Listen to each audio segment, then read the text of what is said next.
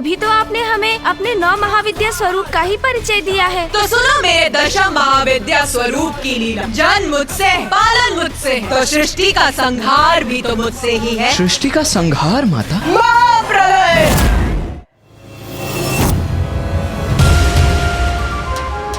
माता, आपके बगलामुखी अवतार लेने का उद्देश्य मैं समझ गया, किंतु मैं अभी भी ये नहीं समझ सका कि आप सर्वप्रथम माँ मातंगी का स्वरूप धारण कर क्यों प्रकट हुई। उसका क्या रहस्य था माता? गणेश, समय आने पर ही मैं संपूर्ण ज्ञान देती हूँ, सभी रहस्यों को उजागर करती हूँ। और अब समय आ चुका है कि मैं तुम्हें अपने उस रूप की कथा विस्तार से बताऊं, जिसका रहस्य ज्ञात करने के लिए तुम अति इच्छुक हो। माता मातंगी? माता, हम आपके श्रीमुख से माता मातंगी का रहस्य जानकर अत्यंत कृतार्थ होंगे। गणेश, सृष्टि में अब जीवन और मृत्यु का क्रम स्थापित हो गया था। अधर्मियों को, दुष्कर्मियों को उनके जीवन के उपरांत ही उनके कर्मों का दंड मिलने का विधान भी स्थापित हो गया था। सभी प्राणियों को सुपथ पर चलने के लिए प्रेरित करने हेतु संसार में ज्ञान भी स्थापित कर दिया था, किंतु अभी भी मेरा कार्य पूर्ण नहीं हुआ था। किंतु माता, अब आपका क्या कार्य शेष था?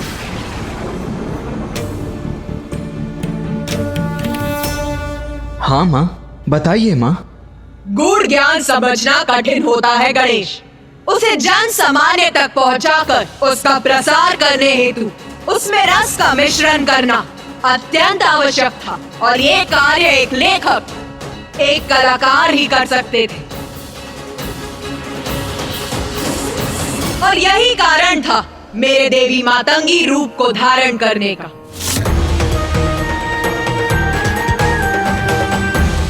क्योंकि अपने इस रूप में मैं अपने भक्तों के द्वारा संसार में ऐसी और कला आदि का सृजन करती हूँ, जिनसे जुड़कर प्राणी पाप कर्म से दूर रहे और संसार का कर्म निर्बाध रूप से आगे बढ़ता रहे।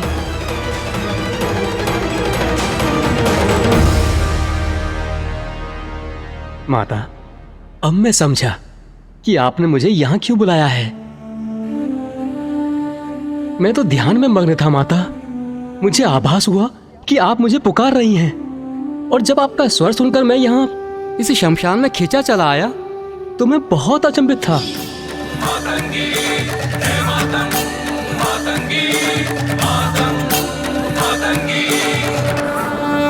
किंतु अब मुझे स्पष्ट हुआ कि ये आपकी ही लीला है, और आपने अपने ही लीला का ग्रंथ रचने के लिए मुझे यहाँ पर बुलाया है। हाँ पुत्र मार्कंडे, मेरी इच्छा है कि तुम मेरी समस्त लीलाओं का विस्तृत विवरण देने वाली पुराण की रचना करो, और उस पुराण का नाम होगा मार्कंडेय पुराण।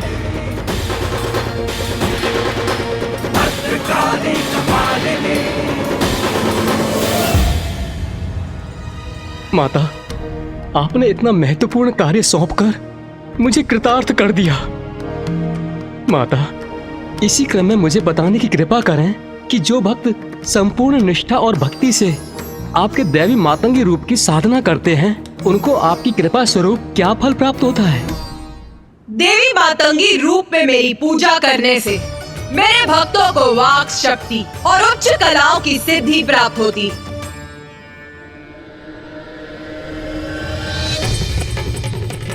श्यामां शुभ्रां सुबालां त्रिकमलनयनां रत्नसिंहासनस्थां भक्ताभीष्टप्रदात्रीं सुरनिकरकरा सेव्यकञ्जाञ्जुयुग्मां नीलाम्भोजां सुकान्ति निशिचरनिकरा अन्यदावाग्निरूपां पाशं खड्गं चतुर्भिर्वरकमलकैर्खेदकं चाङ्कुशं च।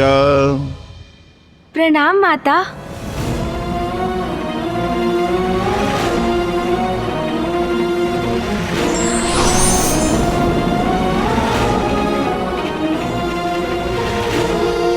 मुझे प्रतीत हो रहा है कि इस विषय को लेकर तुम्हारे मन में अभी भी संशय शेष है।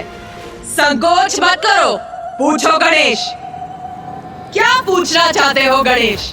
माता, आपने ऋषि मार्कंडेय को पुराण की रचना का निर्देश तो दे दिया, किंतु वो आपके दशम स्वरूप को जाने बिना ये कार्य कैसे पूर्ण कर सकेंगे? अभी तो आपने हमें अपने 9 महाविद्या स्वरूप का ही परिचय दिया है। उचित, तो सुनो मेरे दशम महाविद्या स्वरूप की लीला। मैंने संपूर्ण सृष्टि का सृजन तो कर दिया था, किंतु अभी भी मेरा कार्य पूर्ण नहीं हुआ था, क्योंकि अभी सृष्टि सभी प्रकार से संपन्न होने के बाद भी श्री के अभाव में अभी भी अपूर्ण थी और संसार में श्री का आविर्भाव हो, इसीलिए मैंने अपना दशम स्वरूप देवी कमला के रूप में प्रकट हुई। संसार में श्री का आगमन मेरे देवी कमला रूप के माध्यम से ही हो सकता था, जिसके लिए अब उचित समय आ चुका था। इसीलिए मैंने ऋषि भृगु की पुत्री के रूप में जन्म लेकर संसार में श्री को प्रकट किया। किंतु माता, सृष्टि के लिए श्री इतनी महत्वपूर्ण क्यों है? हाँ माता, ये प्रश्न तो मेरे मन में भी उत्पन्न हो रहा है कि पृथ्वी, अन्य लोक, सूर्य, प्रकृति, जीवन और मृत्यु के साथ तो ज्ञान का महत्व स्पष्ट है, किंतु सृष्टि क्या इतनी सामान्य है कि वो केवल श्री से ही पूर्ण हो सकती है? उत्तम, अति उत्तम प्रश्न पूछा है तुम दोनों ने, जिसका स्पष्ट उत्तर दूंगी।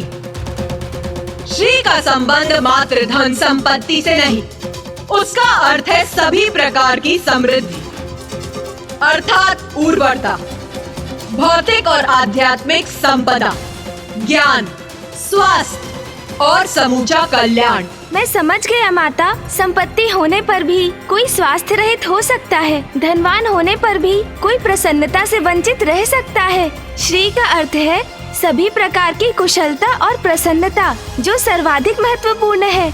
आप सभी को तो ज्ञात है, शिवाय विष्णु रूपाय, शिवा रूपाय विष्णवे। शिव और विष्णु अभेद, अर्थात दोनों भिन्न भी हैं और दोनों एक भी। इसीलिए समय आने पर ऋषि भृगु ने मेरा विवाह मेरे देवी कमला रूप में महादेव के ही रूप नारायण से किया। किंतु माता, मामा जी की पत्नी तो देवी लक्ष्मी है, तो देवी कमला के रूप में आप उनकी पत्नी कैसे हो सकती हैं? मैं ही शक्ति, मैं ही पार्वती, मैं ही सरस्वती, मैं ही लक्ष्मी, मैं ही महादेव, मैं ही ब्रह्मदेव और मैं ही नारायण हूँ। सभी मुझ में ही है, मुझसे ही है, मेरा ही अंश है। स्मरण करो, सृष्टि का आरंभ मैंने किस प्रकार किया था। क्षमा शिवा धात्री स्वाहा स्वधा नमोस्तुते स्वरूपा काली भक्तकाली। समस्त त्रिदेव और त्रिदेवियां मुझसे ही उत्पन्न हुए, नारायण और देवी लक्ष्मी भी, क्योंकि देवी लक्ष्मी कमल पुष्प पर वास करती, इसीलिए उनका नाम कमला पड़ा।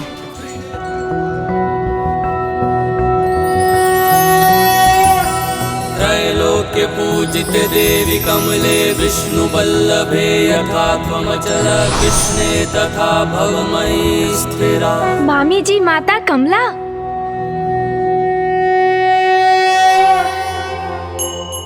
माता, आपके श्री मुख से आपके समस्त महाविद्या के रूपों का विस्तृत वर्णन सुनकर हम कृतार्थ हुए, और अब देवी श्री महालक्ष्मी की कृपा से भी हम लाभान्वित हुए हैं। माता, अब हमें ये भी बताइए कि आपके इस रूप की पूजा करने से आपके भक्तों पर आपकी कृपा किस प्रकार होती है? मेरे अर्थात देवी कमला के रूप में माता संसार की श्री अर्थात देवी लक्ष्मी के रूप में होती हैं। किंतु श्रीहीन होने का अर्थ है कांति से रिक्त होना। श्री के अभाव में सभी धन, संपत्ति, विद्या आदि व्यर्थ है, वे शीघ्र ही नष्ट हो जाते हैं। संसार को श्री युक्त करने हेतु ही श्री महाकाली मुझे प्रकट करती हैं।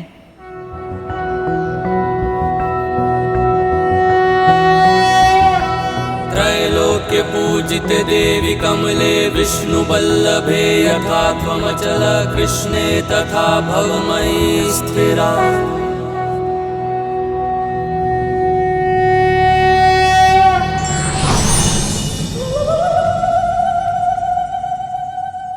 इस प्रकार मैं अपने महाविद्या स्वरूपों के माध्यम से संसार का सृजन करती और उस संपूर्ण अवधि में महादेव मेरे साथ होते।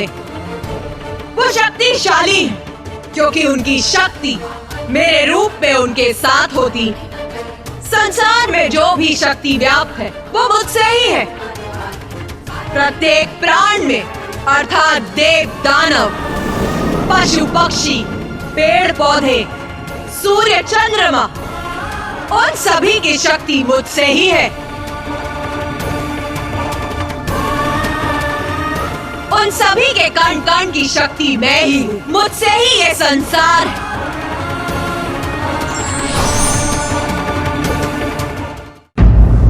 माता, संसार का जन्म आपसे और आपके द्वारा ही होता है। आप ही अपने विभिन्न स्वरूपों में संसार का पालन भी करती हैं। आप अपनी सभी संतानों को प्रकृति के माध्यम से जीवन के लिए जो भी आवश्यक है उन्हें उपलब्ध कराती हैं। उनके दोषों के लिए उन्हें दंडित कर उन्हें उचित मार्ग पर लेकर आती हैं। किंतु माता, क्या यही क्रम अनंत काल के लिए स्थिर है? नहीं गणेश, जन्म मुझसे है, पालन मुझसे है, तो सृष्टि का संहार भी तो मुझसे ही है। सृष्टि का संहार माता?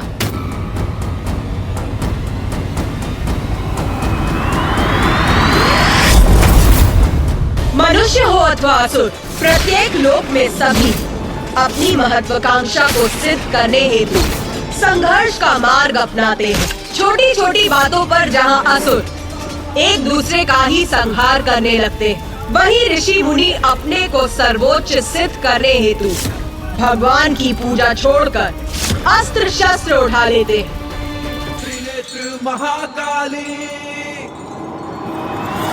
और जब ऐसा समय आरंभ होता तो प्राणियों को सुकर्मों के प्रति सजग करने हेतु मैं खंड प्रलय उत्पन्न कर संपूर्ण जगत को चेतावनी देती। और सर्वप्रथम जो खंड प्रलय मैं उत्पन्न करती वो है सूर्य प्रलय।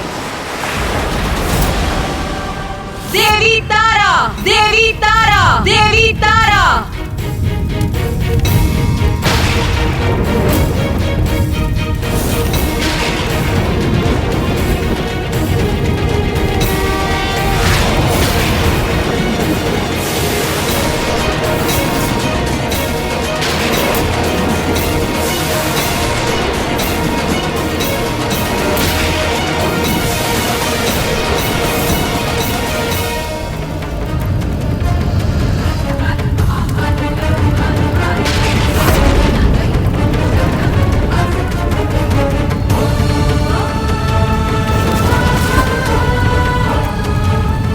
संसार को प्राण शक्ति प्रदान करते हैं, तो उनमें समाहित विषाक्त वायु संसार के जीवों का नाश भी करती।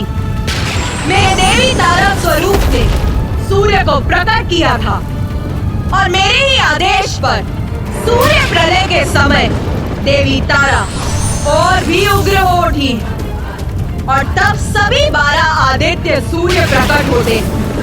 उन सूर्य की किरणों के प्रचंड ताप और विषैली वायु से मैं संसार के जीवों का नाश भी करती।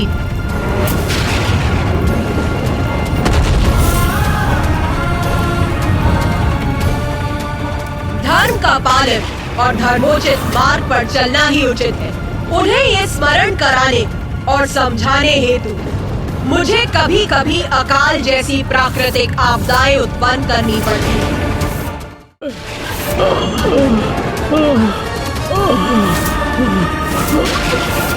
जल, भोजन, भोजन जल।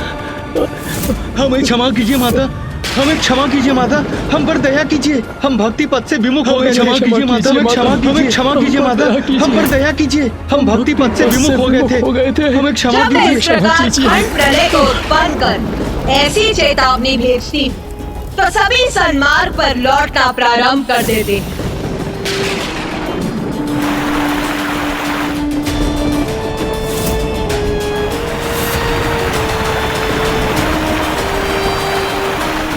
इस प्रकार मैं सृष्टि में अनुशासन, सुव्यवस्था और शांति स्थापित कर देती हूँ, किंतु उसे दीर्घ अवधि तक स्थिर रखना अधिक कठिन है। वो किसी न किसी कारण से भंग हो ही जाती है। मनुष्य पुनः अपने पथ से भटक जाते हैं और मेरे क्रोध को जागृत करने का कारण बनते हैं।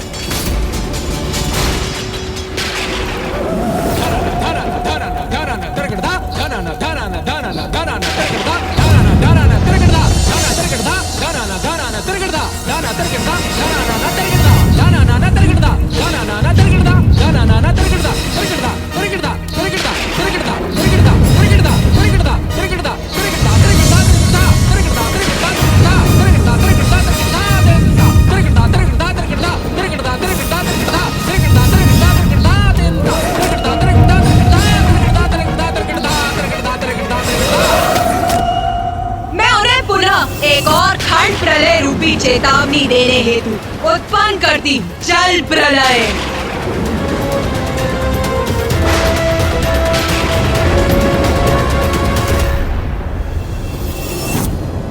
इन खंड प्रलय के रूपों में मैं ये चेतावनी भेजती तो कुछ प्राणी उससे उचित पाठ सीखकर अपने भीतर सुधार लाकर सदाचार के पथ पर अग्रसर होते हैं, किंतु कुछ ऐसे भी होते हैं जो इतने पर भी सद्मार्ग पर नहीं लौटते।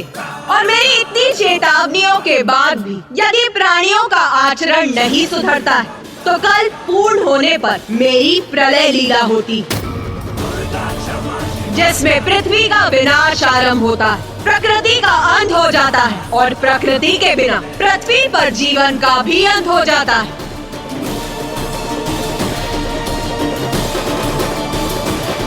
देवी षोडशी।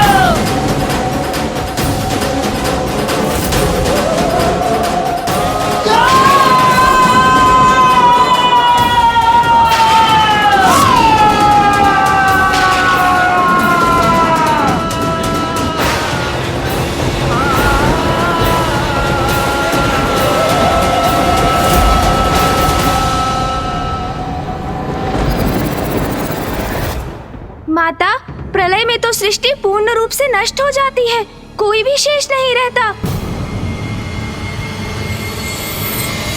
हाँ पुत्र, उचित दिशा में देख रहे हो तो तुम्हारी दृष्टि से ही तुम्हारे विचार इंगित हो रहे हैं, जो सर्वथा उचित है।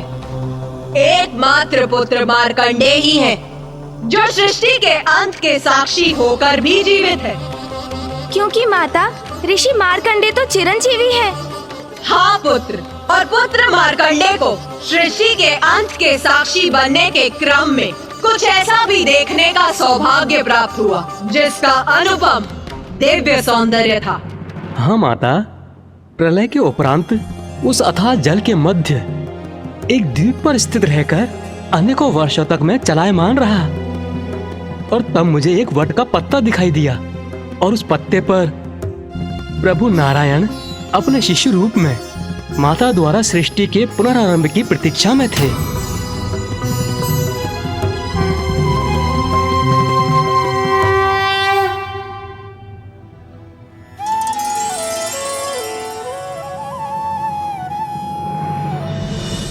जब ऐसा दिव्य दृश्य उत्पन्न होता है तब मैं पृथ्वी का पुनः सृजन कर सभी जीवों में प्राण भरती और जब 4 युग बीत जाते हैं और मनुष्य सुपथ से भटकने लगते हैं तो मैं विभिन्न संकेतों से उन्हें पुनः सावधान करती और फिर कल्पांत में प्रलय के माध्यम से मैं सृष्टि को पुनः नष्ट करती और यही क्रम सदैव चलता रहता है। और फिर एक समय ऐसा आता है जब मैं पूर्ण विनाश करने का निर्णय लेती और तब महाप्रलय उत्पन्न होती। महाप्रलय?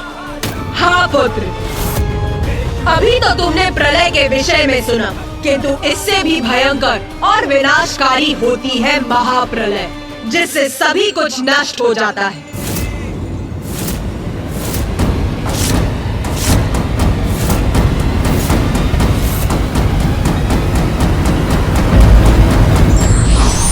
सृष्टि में सब कुछ नश्वर है, इसलिए माया का मोह त्याग कर कर्म करते हुए हमें ईश्वर की भक्ति का मार्ग चुनना चाहिए।